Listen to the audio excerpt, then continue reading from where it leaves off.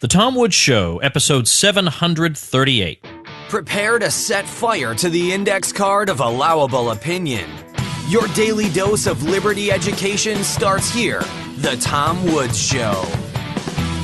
Folks, would you believe that according to Time magazine, one of the best inventions of 2015 was a mattress? The amazingly comfortable and surprisingly inexpensive Casper mattress. Get $50 toward your Casper mattress purchase at casper.com/woods using promo code WOODS. Hello everybody, Tom Woods here, talking today about mandated family leave programs in light of the Donald Trump proposal in recent days to bring about just that. Apparently his proposal was influenced, at least in part, by his daughter Ivanka, who is not, I think, particularly astute when it comes to public policy analysis. She actually claimed that there was a wage gap between men and women. We've seen on this show that that's completely false. There's absolutely nothing to that whatsoever. That's just typical propaganda. I'll link at tomwoods.com/738 to the episode I did on this subject with Mark Perry, and we basically blew it out of the water. Now, what's the meat of the proposal?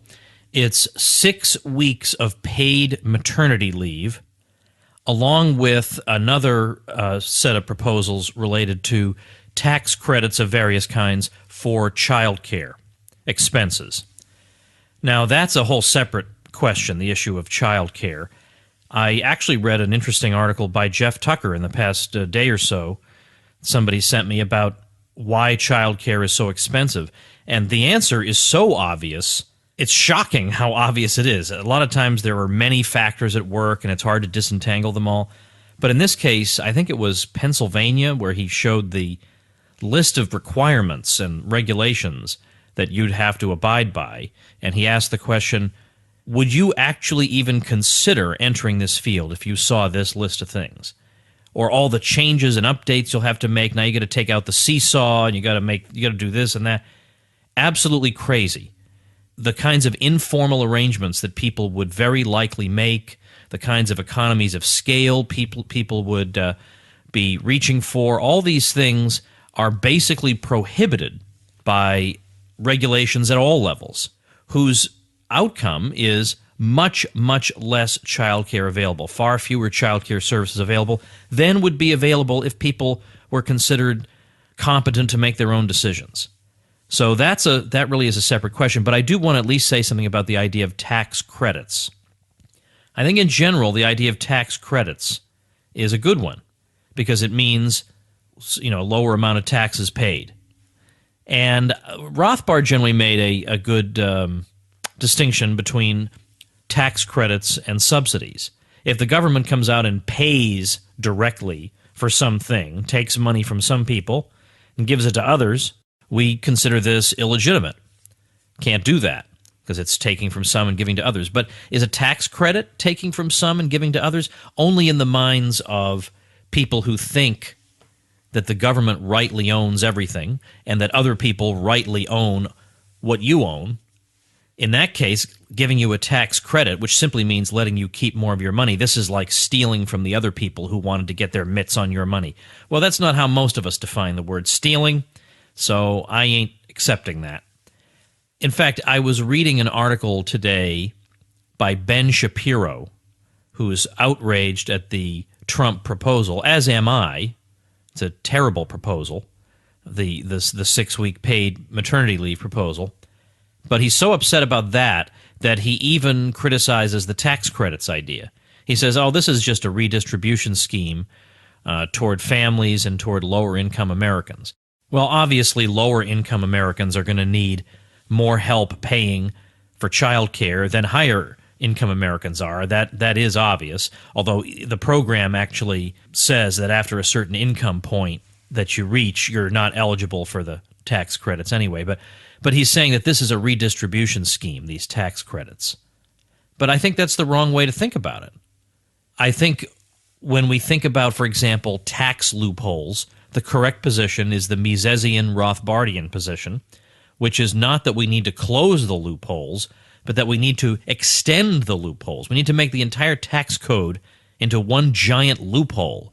So being outraged that there's a loophole and that this distorts behavior in certain ways is the wrong way to think about it. You should think instead the remaining taxes are what is distorting the behavior. That distorts behavior in other ways. But you don't look at the one little island of freedom and say, well, wait a minute, we're allowing one small island of freedom and that's distorting behavior in ways that will entitle people to enjoy that island of freedom. That's the wrong way to think. The distortions of behavior come from impositions on freedom. They come from government, not from the tiny islands of relief we get from government. So Shapiro is letting his anger at Trump cloud his judgment, because of all things to criticize, for heaven's sake, it's not tax credits being offered by Donald Trump or by anybody else for that matter. It's the maternity leave that's the problem. Now, obviously, in and of itself, there's nothing wrong with maternity leave. Maternity leave is a great idea in and of itself. But as a mandate, that's the question. And once again, we're faced with the idea that really we have just two choices. Either women get no maternity leave, or they get maternity leave. And those are the two options. We don't get the third option, that women will be less likely to be hired in the first place. That's not mentioned. Women's base pay will be reduced. That's not mentioned. And of course, that is pretty much what does happen. There have been studies done in the states, the American states, when the various states were introducing various forms of maternity leave and medical leave programs, mandates on employers.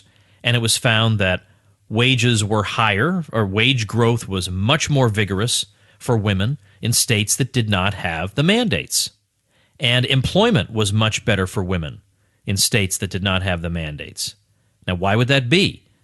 Because think of the way an employer will look at a woman knowing that at any moment, and now granted, some of these programs are not confined to women, and some of them are not even confined to childbearing. Some of them are just medical leave programs. Maybe there's an emergency at home. But obviously there's a vastly greater likelihood that women would take advantage even of those programs because they're going to get pregnant and men aren't. So even if it's designed not specifically as a maternity leave program, but simply as a medical leave program, it will still have depressing effects that will be disproportionately borne by women. Well, in any case, let me get to the meat of the Trump proposal. He's suggesting 6 weeks of paid leave, and he's going to pay for it by what?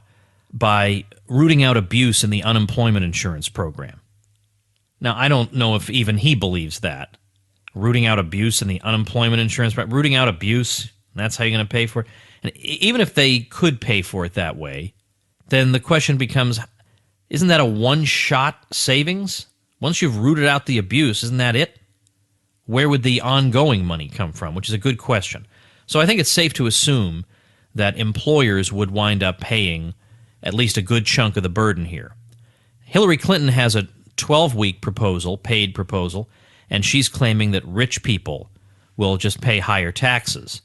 But again, it seems vastly more likely that that will be only a portion of the expenditure involved, and that the other portion would be paid by the employers themselves, which again means that employers would be less likely to hire women. Obviously, if you make women into people who are perceived as virtually certain to impose extremely great burdens on the company, they'll hire fewer of them. And you'll say, oh, but isn't there anti-discrimination law? They can't get away with that.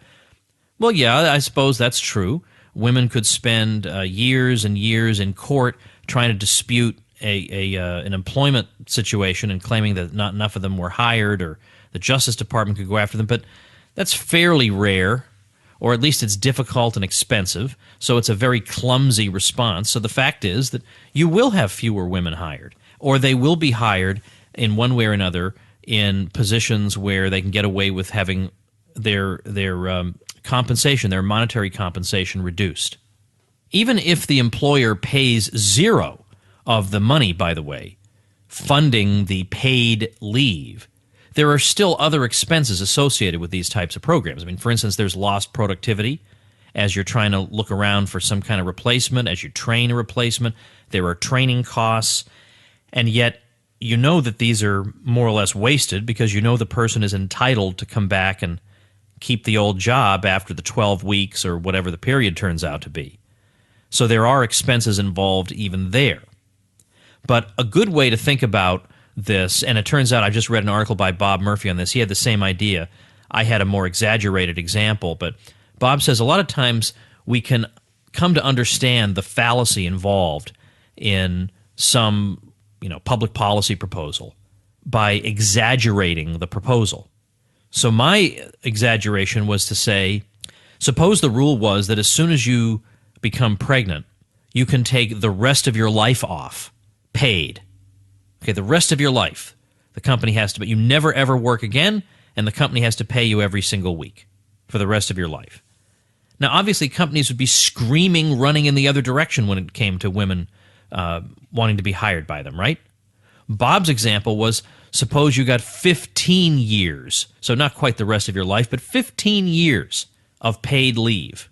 What would businesses think about that? What would happen to the hiring of women? Well, not quite. It wouldn't fall off quite as much as it would in the case of lifetime benefits and you never have to work again. But it would be on that order. So the point is, if we introduce paid leave on these levels, we can clearly see the negative consequences. So the point is that as that period of paid leave becomes smaller, the consequences become less severe, obviously less severe than they would be if the woman got to take the rest of her life off, but obviously still present. It's this, qualitatively, it's the same problem. It's just quantitatively less because it's 6 weeks rather than the rest of your life. Now, obviously, there are plenty of women who would benefit from a program like this, from some kind of maternity leave program. So how would they get, how would it be possible on the free market for them to get that kind of arrangement in the absence of a mandate? I'll take a look at that in just a minute, but first, let's thank our sponsor, who is the very lifeblood of the Tom Woods Show.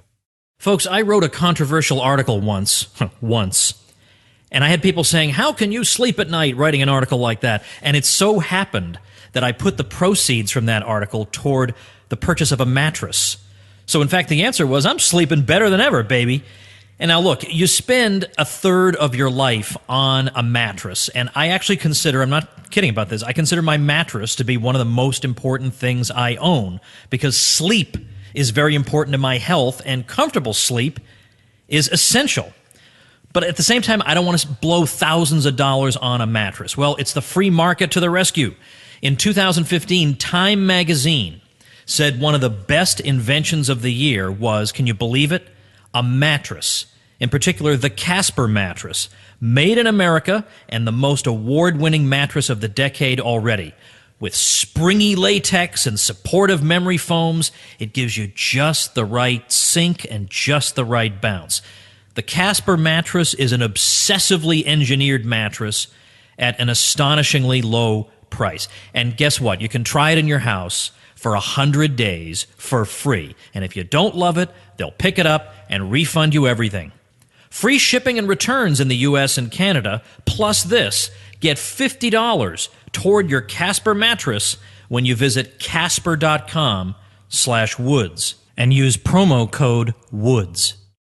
There will be women who will want to take advantage of programs like this, who will want programs like that, who will want arrangements with their employers by which they can take time off after having a child or with some other type of major health event. But this is what individual bargaining with your employer is all about. Employers want to find the best people, and if that means making special arrangements to get the best person, they're fine with that. And this is the same principle that I explained in a previous episode when I was talking about labor unions and working conditions and fringe benefits. Business firms really don't care, generally, what form your compensation package takes. They have X number of dollars to pay you, and all the laws in the world aren't going to change that brute fact. They don't care if they pay you in the form of 90% cash and 10% comfortable work environment, or 80% cash and 10% safer working environment and 10% more pleasant working environment, or 70% cash, 10% more safer working environment, and 20% some fringe benefit. It makes no difference. They're still going to pay you X dollars in one form or another. So if this is the option that women would rather have, they can negotiate it on a person-by-person basis. As I explained in a previous episode, when we look, for instance, at poor countries, we're not going to make those workers better off by just importing the U.S. Code of Federal Regulations. This would make everybody unemployable.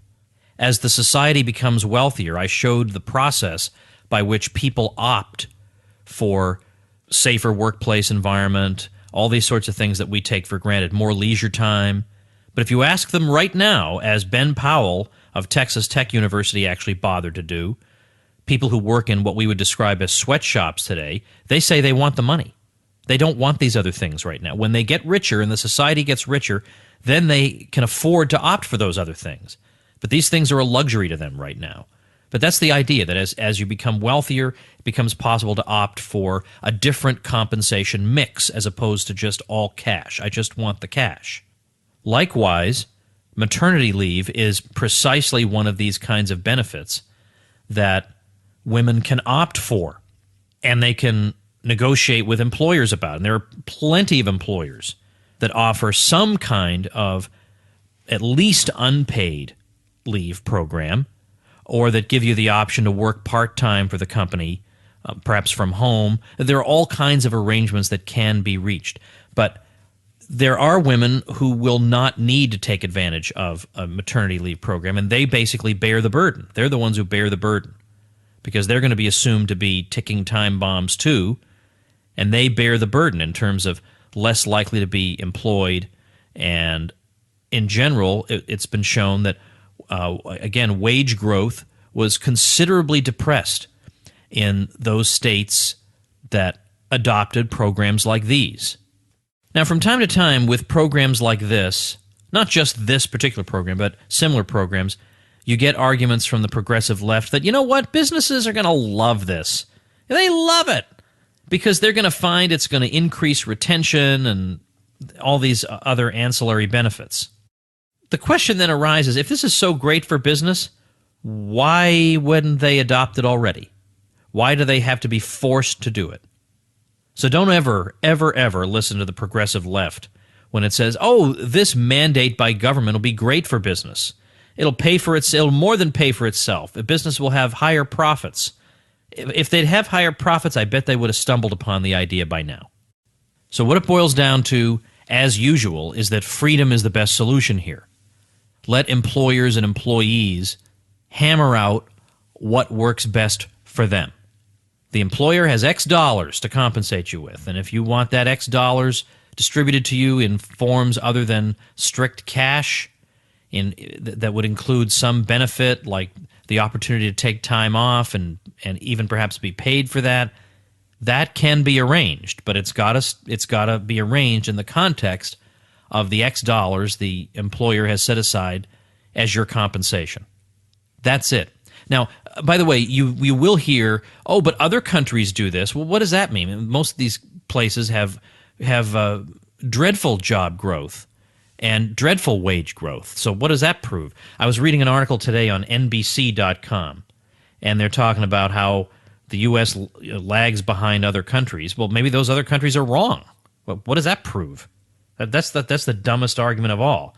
And then they go on to say, look at these other countries, how much leave they give people. Look at how much maternity leave they give people. Look at Bulgaria, they give you more than a year. Well, are there a lot of you out there who've been saying to yourselves, you know, we really need to be more like Bulgaria. If only we could just be a little bit more like Bulgaria, we'd have far fewer problems in this country. Not the right approach. The whole mentality of, well, we want something, so let's just go ahead and impose it on the private sector. Let's just keep on doing that, keep on doing that, keep on doing that. And then when there's sluggish job growth, we blame it on capitalism. It's really not reasonable. I'm going to be linking at tomwoods.com/738 to a few articles related to this subject that I've been talking about today. We got a big, let me tell you what's coming up here, man. We got that debate on Israel tomorrow, episode 739, on whether the creation of Israel can be reconciled with libertarian non-aggression and homesteading principles. We have one libertarian arguing in the affirmative, one libertarian arguing in the negative, and we're going to do it in a way that's civil and constructive. And it's going to remind you why you listen in on a regular basis. Then next week, we get David Stockman coming back on the show, and he's going to be talking about, obviously, what's going on in the economy. We're going to be talking, have another episode on the intervention in Kosovo all the way back in 1999. I've had a number of listeners, and particularly in my private Facebook group for the supporting listeners, which you can access at supportinglisteners.com. I've had people wanting to know more about that particular intervention, so we're going to do that. I've got a listener who wrote in and said, and I get this once in a while, a listener wrote in and said, I've been meditating upon the things you've been saying, and I've decided to get out of the military as a result. So I thought, why don't you come on the show? Let's do that. Let's take a listener of the show who's had some kind of life-changing experience as a result, at least in part of the show. Let's talk about that. So we got a lot of fun things coming up. And remember, too, if you're listening to this on the day of release, September 15th, 2016, today and tomorrow are the end-of-summer Bluehost flash sale, $2.95 a month for web hosting. That is the time to grab it, lock it in for as many as 3 years, because if you do it right, you get all my incredible bonuses. I give you an incredible number of bonuses to give you a huge boost with your new blog. So if you've been thinking of doing it, do it now. Even if you don't have time to get to it for a month, grab it now, because they're not ever going to go lower than $2.95 a month. But check out all the details, tomwoods.com/publicity, because you got to order it through my link to get all my bonuses. So tomwoods.com/publicity is the link. Tomorrow it is the debate of the century. Tune in then. Become a smarter libertarian in just 30 minutes a day. Visit tomwoods.com to subscribe to the show for free, and we'll see you next time.